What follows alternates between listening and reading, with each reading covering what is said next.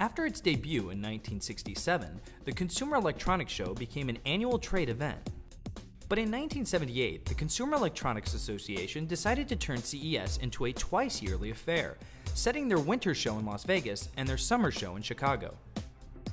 And so every January and June, developers from all walks of electronic life would gather to show off their latest tech. Unfortunately, in 1994, one of the biggest components of CES, the burgeoning video game industry, had decided that same year to split off and make their own convention, the Electronic Entertainment Expo, or E3. Initially ignored by CES as just another sideshow, the Consumer Electronics Association was to find that the new digital age meant the end of their established paradigm.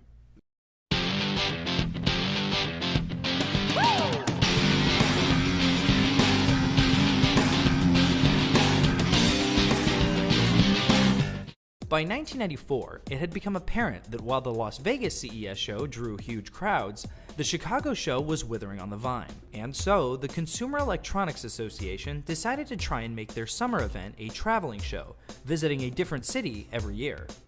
For 1995, they picked Philadelphia, but this was the same year that the inaugural E3 would be held, and in fact, the same week. The problem was that E3 would be held in California, on the opposite coast from Philadelphia. The association originally assumed the huge name they had garnered would ensure that their summer show would survive, only to find out that gaming had become a bigger draw than they had realized. With large numbers of companies promising to go to E3 instead of CES, the association was forced to cancel the summer show for that year. While the successful winter shows in Las Vegas continued on unabated, with products like the Digital Versatile Disc, or DVD, revealed in 1996, the summer shows in Orlando in 1996 and Atlanta in 1997 were both dismal failures, with the Atlanta show getting canceled outright. And so, after the Atlanta fiasco, the association canceled the summer shows forevermore. As such, the Las Vegas winter shows would from then on be known simply as CES. And the newly annual CES continued to be a powerhouse for the electronics industry.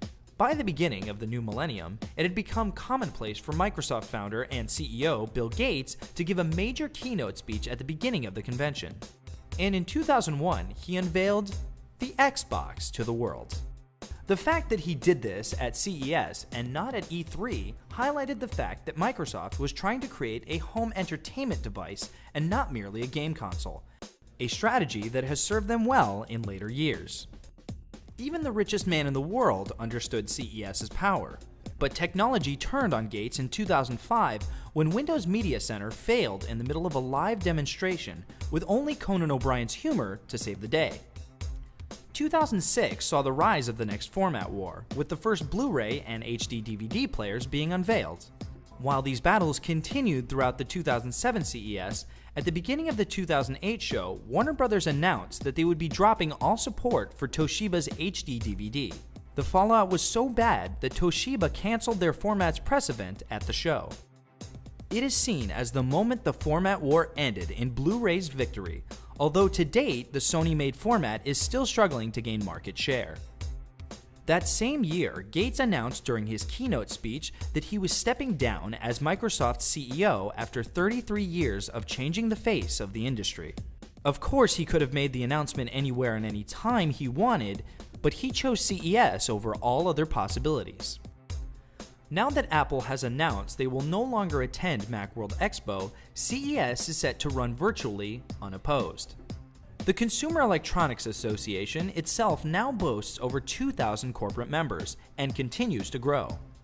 As technology becomes more and more central to the daily lives of people all around the world, the Consumer Electronics Show has established itself as the event where both the professionals and the world community watch to be wowed. With dates and venues booked through 2022, it should be around for years to come, unless, of course, something unexpected happens. And the unexpected is why we have CES.